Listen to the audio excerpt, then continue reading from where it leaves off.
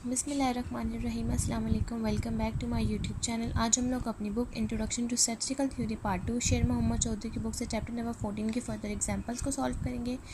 Example start करने से पहले अगर आपने मेरे चैनल को सब्सक्राइब नहीं किया हुआ तो मेरे चैनल को सब्सक्राइब कर दें और साथ में बने बेल आइकन को भी प्रेस कर दें ताकि आपको मेरे आने वाली वीडियोज़ की नोटिफिकेशन सबसे पहले मिलती रहे। तो चलो आज की वीडियो को स्टार्ट करते हैं। आज हम लोग स्टार्ट करेंगे एग्जाम्पल नंबर 14.17 से, जिसकी आपके पास स्टेटमेंट है population consist of capital N is equal to 6 values 1, 3, 6, 8, 9 and 12. Draw all possible sample of size small n is equal to 3 without replacement from the population and find the proportion of even numbers in the sample. Construct the sampling distribution of sample proportion and verify that mu of p hat is equals to p, and second part is variance of p hat is equals to p cube by n capital N minus n divided by capital N minus 1. अब सबसे पहले इस question में आपके पास capital N 6 है और आपके पास ये 6 वैल्यूज़ गिवन है और स्मॉल n 3 है। विदाउट रिप्लेसमेंट के अकॉर्डिंग आपने उस क्वेश्चन को सॉल्व करना है और आपका इंटरेस्ट है प्रोपोर्शन ऑफ इवन नंबर्स में, यानी कि जो ये नंबर्स आपको दिए हुए हैं इनमें से देखना है कि इवन नंबर्स आपके पास कौन कौन से हैं। आपका इंटरेस्ट सिर्फ उसमें है।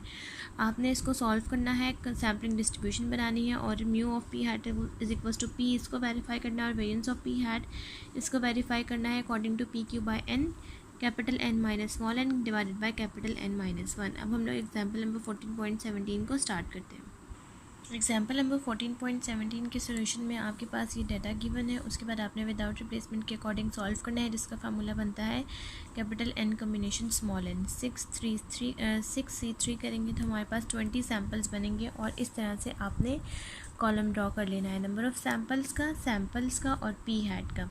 अब नंबर ऑफ़ सैम्पल्स में आपने 1 से लेकर 20 तक सैम्पल्स लिख लिए। उसके बाद सैम्पल्स में आपने सैम्पल्स ड्रॉ करने हैं according to small n is equal to 3। अब स्मॉल n आपके पास 3 है तो अब आपने यहाँ पर जो सैम्पल्स ड्रॉ करने हैं वो 3 के according but according to without replacement. और पी हैट जिसमें आपका इंटरेस्ट सिर्फ इवन नंबर्स में है आपने वो सिलेक्ट करनी है। लेट्स सपोज अगर हम लोग फर्स्ट सैम्पल लिखते हैं तो वो 1, 3, 6 का आएगा। हम यहाँ लिखेंगे 1, 3, 6। नेक्स्ट आएगा 1 आपने फिक्स कर लेना है और 3 को सबके साथ लेकर चलना है। 1, 3, 6 हो गया। 1, 3, 8, देन 1, 3, 9, 1, 3, 12।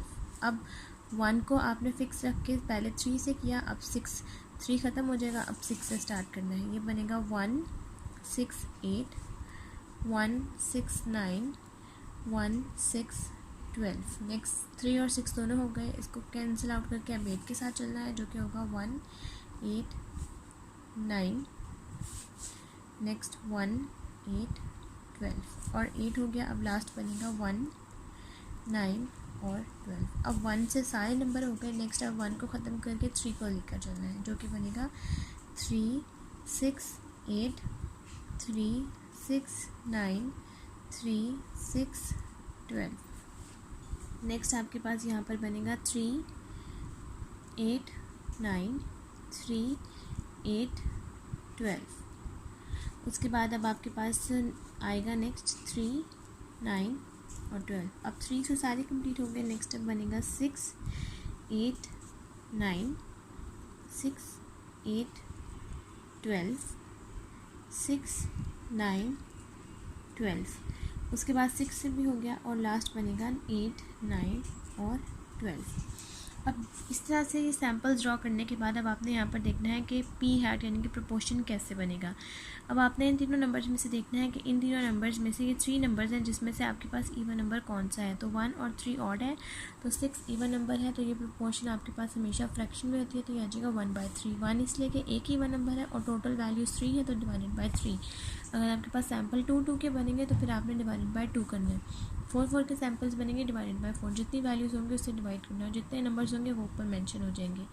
नेक्स्ट एक ही इवन नंबर है, ये भी आ जाएगा 1/3।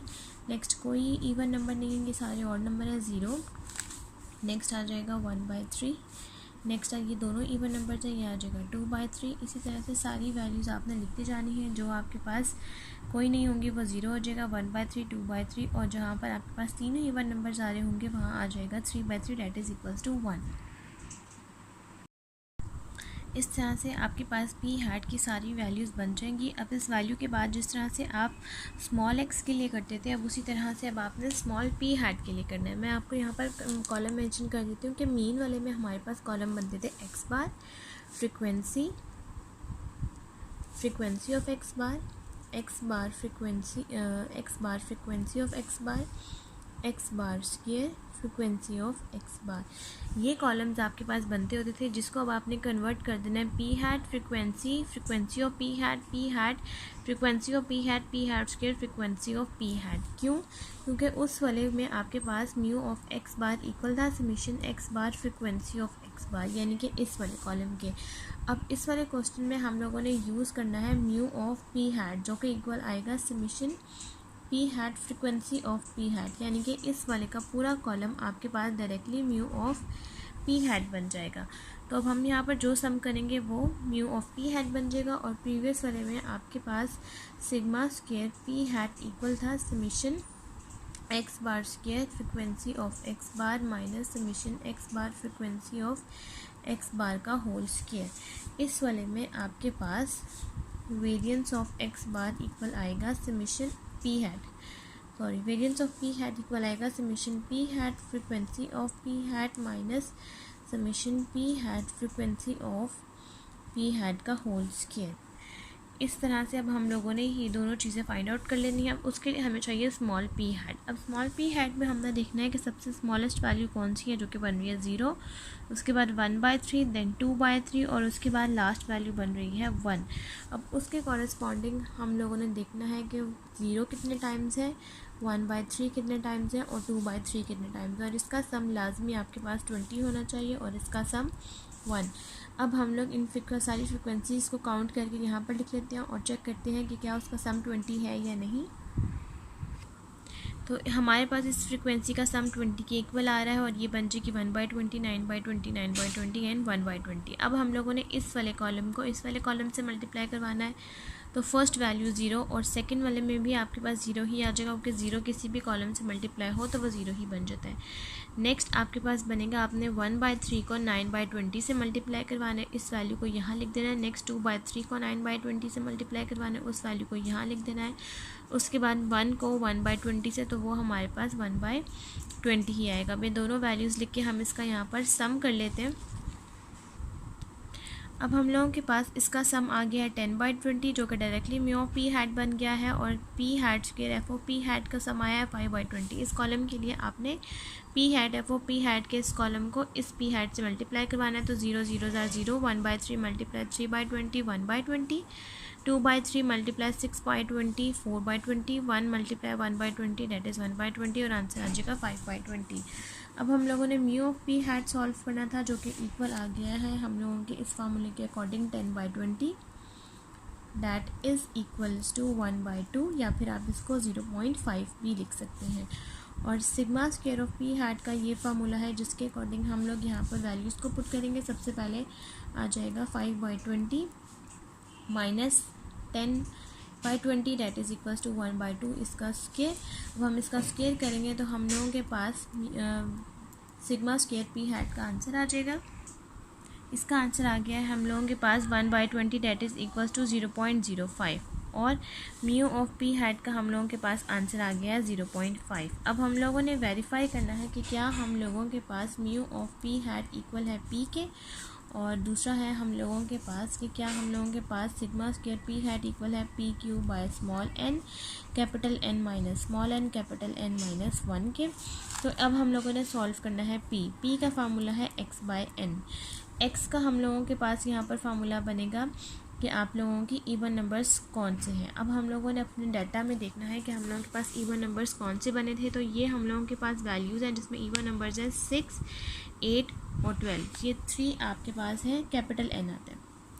ये 3 आपके पास है नंबर्स जिसमें से कैपिटल N है 6। तो 3/6 दैट इज़ इक्वल्स टू 1/2, या फिर आप इसको 0.5 भी कहेंगे। तो म्यू ऑफ पी हैट दोनों वेरीफाई हो गए हैं, जो कि आ रहा है 0.5। नेक्स्ट अब हम लोगों ने इस फार्मूले के अकॉर्डिंग वैल्यूज़ को पुट करना है। जब आपके पास p 0.5 है तो Q बनता है 1 माइनस P। तो 1 में से भी जब आप 1 में से 0.5 को माइनस करेंगे तो वो 0.5 ही आएगा। अब हम इस एरिया में वैल्यू को पुट करते हैं जो कि बनेगा PQ bye small n capital N minus small n capital N minus 1। तो ये बनेगा आपके पास 0.5 multiply 0.5 divided by 3 capital N है आपके पास 6 माइनस 3 डिवाइडेड बाय 6 माइनस 1। तो अब हम इस पूरे एरिया को सॉल्व करते हैं और देखते हैं कि क्या हम लोगों के पास इसका आंसर 0.05 के इक्वल आ रहा है या नहीं। तो इस पूरे एरिया को सॉल्व करके हम लोगों के पास आंसर 0.05 ही आ रहा है जो कि वेरीफाई हो गया है sigma square of P hat से। तो यहाँ तक हम लोगों के पास एग्जाम्पल नंबर 14.17 कंप्लीट हो गया। नेक्स्ट अब हम लोग सॉल्व करते हैं एग्जाम्पल नंबर 14.18। नेक्स्ट अब हम लोगों ने सॉल्व करना है एग्जाम्पल नंबर 14.18 जिसकी आपके पास स्टेटमेंट है 10% of the 1 kilogram box of a sugar in a large warehouse are underweight. Suppose a retailer buys a random sample of 144 of these boxes. What is the probability that at least 5% of the sample boxes will be underweight. सबसे पहले आपके पास 1% of the kilogram यानी कि ये P की value है 1%। 10% को जब आप कन्वर्ट करेंगे तो वो 0.10 हो जाएगा। उसके बाद आपके पास स्मॉल n की वैल्यू है 144 और आपने प्रोबेबिलिटी सॉल्व करनी है एटलीस्ट 5% की, यानी कि आपने प्रोबेबिलिटी जो सॉल्व करनी है वो x is greater than equals to 0.05 की प्रोबेबिलिटी सॉल्व करनी है। अब इस क्वेश्चन में आपके पास कैपिटल N गिवन नहीं है तो ये आपने अब जज करना है कि इसमें आपने विद रिप्लेसमेंट यूज़ करना है या विदाउट। तो अब हम लोग एग्जाम्पल नंबर 14.18 को स्टार्ट करते हैं और इस पूरे एग्जाम्पल को हम लोग सॉल्व कर लेते हैं। एग्जाम्पल नंबर 14.18 में सबसे पहले आपके पास 10% गिवन है यानी कि 10% को जो हम कन्वर्ट करेंगे 0.10 और ये आपके पास p की वैल्यू गिवन है। उसके बाद आपके पास स्मॉल n गिवन है जो कि है 144 और आपने प्रोबेबिलिटी सॉल्व करनी है x is greater than equals to 5%, यानी कि आपने प्रोबेबिलिटी सॉल्व करनी है probability x is greater than is equals to 0.05 की प्रोबेबिलिटी। अब ये प्रोबेबिलिटी जब आपने सॉल्व करनी है तो इसका मतलब ये है कि आपने इस क्वेश्चन में नॉर्मल का फार्मूला यूज़ करना है अकॉर्डिंग टू प्रोपोर्शन जो कि बनेगा z is equals to p hat minus p divided by. अब आपने यहाँ पर जज करना है कि आपने नीचे वाली टर्म में क्या चीज़ यूज़ करनी है। अब नीचे वाली टर्म में इस क्वेश्चन में अब आपने क्या चीज़ यूज़ करनी है वो अब हमने जज करना है। अब हम लोगों के पास अगर यहाँ पर विदाउट रिप्लेसमेंट है तो विदाउट रिप्लेसमेंट के अकॉर्डिंग तो हम लोगों के पास जो नीचे वाली टर्म है वो बनती है सिग्मा ऑफ पी हैट। तो सिग्मा ऑफ पी हैट, तो sigma of P hat equal हम लोगों के पास होती है P Q by n under root capital N minus N capital N minus 1। और हम लोगों के पास अगर विद रिप्लेसमेंट है तो उसमें हम लोगों के पास केस बनता है यहाँ पर under root P Q by n. अब हम लोगों ने जज करना है कि हम लोगों ने कौन सी वैल्यू यूज़ करनी है। अब इस क्वेश्चन में आपके पास कैपिटल N गिवन नहीं है। अब अगर कैपिटल N गिवन नहीं है तो इसका मतलब ये है कि ये विद रिप्लेसमेंट का केस है। तो हम लोग यहाँ पर जो यूज़ करेंगे वो यूज़ करेंगे z is equals to p hat minus mu of P hat जो कि p के इक्वल होता है divided by sigma square sigma of P hat, sigma of P hat that is equals to according to with replacement. तो अब हम लोग सबसे पहले म्यू ऑफ पी हैट और sigma of P hat solve कर लेंगे। तो म्यू ऑफ पी हैट हम लोगों के पास इक्वल आएगा p के। इसका मतलब ये है कि हम लोगों के पास ये इक्वल हो जाएगा 0.10 के और sigma of P hat equal होगा under root P Q by N के। तो वो इक्वल होगा 0.10 मल्टीप्लाई 0.90 डिवाइडेड बाय 144 और इसी का आ जाएगा अंडर रूट जिसका आंसर आ जाएगा 0.025। तो अब हम लोग जब वैल्यू पुट करेंगे तो ये बनेगी सबसे पहले 0.025। सबसे पहले हम लोगों ने अकॉर्डिंग टू 0.05 ये वाली वैल्यू पुट करनी है जो कि आ जाएगा 0.05 minus mu of P hat जो कि है 0.10 डिवाइडेड बाय 0.025। तो हम लोगों के पास इस क्वेश्चन में इसको पूरे को सॉल्व करके z का आंसर आ जाएगा 2। z is equals to -2। अब -2 के अकॉर्डिंग आपने यहाँ पर ग्राफ ड्रॉ करना है तो ये बन जाएगा 0, ये माइनस है तो इस तरफ यहाँ ड्रॉ हो जाएगा और ग्रेटर देन इक्वल्स टू है तो ये वाला एरिया आपके पास शेड हो जाएगा। सबसे पहले जो हम लोगों के पास एरिया बनेगा वो बनेगा प्रोबेबिलिटी 0.5 प्लस 0 से -2 तक, ये बनेगी 0.5 plus probability 0 less than equals to z less than equals to -2, ये वाला एरिया बनेगा 0.5। और अब आपने देखना है 2 को 0 में जो वैल्यू आएगी उसको आप ऐड कर देंगे आपके पास आंसर आ जाएगा तो हम लोगों के पास आंसर आया 0.4773 और इसको ऐड करके हम लोगों के पास आंसर आ गया है 0.9773। यहाँ तक एग्जाम्पल नंबर 14.18 सॉल्व हो गया। नेक्स्ट अब हम लोग सॉल्व करते हैं एग्जाम्पल नंबर 14.19।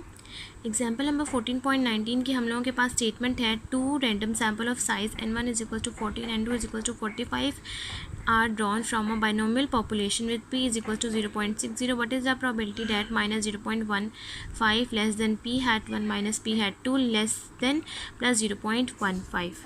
अब हम लोग यहाँ पर इस क्वेश्चन में हम लोगों के पास n1 n2 और p गिवन है और बाइनोमियल हमने यूज़ करना है। p1 और p2 हम लोगों के पास डाटा दिया हुआ है इंटरवल का। तो इसका मतलब ये है कि हम लोगों के पास ये क्वेश्चन है प्रोपोर्शन का, लेकिन according to difference between proportion का। अब हम लोग एग्जाम्पल नंबर 14.19 जो कि इस चैप्टर की लास्ट एग्जाम्पल है उसको स्टार्ट करते हैं और इस पूरे एग्जाम्पल को हम लोग सॉल्व कर लेते हैं। एग्जाम्पल नंबर 14.19 में हम लोगों के पास n1 40 है और n2 45 है। p हम लोगों के पास 0.60 है और हम लोगों के पास जो डाटा हम लोगों ने सॉल्व करना है इंटरवल का -0.15 और 0.15। अब ये भी एरिया है हम लोगों के पास अकॉर्डिंग टू नॉर्मल। तो अब हम लोगों ने यहाँ पर नॉर्मल का फार्मूला यूज़ करना है according to difference between proportion, जो कि बनेगा p minus p2 minus p1 minus p hat 2 divided by, ये भी आप लोगों के पास विद रिप्लेसमेंट का क्वेश्चन है तो वो आप लोगों के पास बन जाएगा under root PQ 1/n1 plus 1/n2। क्योंकि आप लोगों के पास डिफरेंस बिटवीन है तो PQ आपके पास सिंगल P है, क्योंकि आप लोगों के पास यहाँ पर P1 और P2 अलग अलग डिफाइन नहीं है, सिंगल है। तो यहाँ पर PQ कांस्टेंट ले लेंगे और 1/n1 और 1/n2। अब इस क्वेश्चन में हम लोगों के पास 0.60 एक ही वैल्यू है तो वो डायरेक्टली 0.60 में से जब आपने 0.60 को माइनस करनी है तो वो आपके पास ऑटोमेटिकली 0 बन जाएगी। तो अब हम लोग वैल्यूज़ को पुट करते हैं। सबसे पहले आपने 0.15 सबसे पहले नेगेटिव के अकॉर्डिंग सॉल्व करना है, एक दफ़ा नेगेटिव के अकॉर्डिंग सॉल्व करना है, माइनस 0 क्यों? क्योंकि 0.60 में से ये p की वैल्यू दोनों के लिए है 0.60 और 0.60, तो वो 0 हो जाएगा। आगे आप लोगों के पास आ जाएगा p की वैल्यू 0.60 मल्टीप्लाई 0.40, 1/n1 होगा 40 प्लस 1/45। अब आप लोग जब इसको सॉल्व करेंगे एक दफ़ा नेगेटिव के लिए और एक दफ़ा पॉजिटिव के लिए, दोनों के आंसर सेम आएंगे, सिर्फ माइनस और प्लस के साइन का डिफरेंस होगा। तो नेगेटिव वाले को सॉल्व करने से हम लोगों के पास आंसर आया है -1.42। अब हम लोगों ने पॉजिटिव वाला सॉल्व करना है जो कि बनेगा 0.15 माइनस 0.60 में से 0.60 माइनस करेंगे अगेन उसी तरह से, तो ये ऑटोमेटिकली 0 बन जाएगा। डिवाइडेड बाय यहाँ आ जाएगा 0.60 मल्टीप्लाई 0.40 1/40 प्लस 1/45। तो ये आप लोगों के पास बनेगा 0.15 minus 0 divided by 0.60 multiply 0.40 1/40 plus 1/45 जिसका अंडर रूट, तो ये आप लोगों के पास आंसर आ जाएगा 0.106 और जिसको सॉल्व करने से हम लोगों के पास डी का आंसर आ जाएगा सेकंड 1.42। दोनों आंसर सेम है तो ये इंटरवल बना है -1.42 less than equals to 0 less than equals to 1.42। तो अब आप लोगों ने इसका एरिया किस तरह से ड्रॉ करना है, एक तरफ आपके पास बनेगा नेगेटिव और एक तरफ बनेगा पॉजिटिव 1.42 और दूसरी तरफ बनेगा 1.42। ये मिड वाला एरिया अब आप इसका शेड कर देंगे। तो अब आप 1.4 को 2 में देखेंगे तो दोनों की वैल्यू सेम आएंगी। जो भी आपके पास आंसर आएगा आपने उसको कर देना है ऐड। सबसे पहले आप यहाँ लिखेंगे -1.42 less than equals to 0 less than equals to 0 plus 0 less than equals to 0 less than equals to 1.42। अब आप 1.4 को 2 में देखेंगे, जो भी आंसर आएगा दोनों में सेम है क्योंकि इन सब की वैल्यू सेम है, तो दोनों के आंसर्स को आप कर देंगे ऐड, आपके पास आंसर आ जाएगा। तो इसको सॉल्व करने से आपके पास आंसर आ गया है 0.8444। यहाँ तक हम लोगों के पास एग्जाम्पल नंबर 14.19 कंप्लीट हो गई है और आज की वीडियो भी हमारी यहीं तक कंप्लीट होती है और इस चैप्टर की एग्जाम्पल्स भी यहीं तक कंप्लीट हो गई हैं। अगर आपको मेरी आज की वीडियो अच्छी लगे तो मेरी वीडियो को लाइक करें, शेयर करें, मेरे चैनल को सब्सक्राइब करें और साथ में बने बेल आइकन को भी प्रेस कर दें ताकि आपको मेरे आने वाली वीडियोज़ की नोटिफिकेशन सबसे पहले मिलती रहे। आज की वीडियो के लिए थैंक यू, अल्लाह हाफिज़।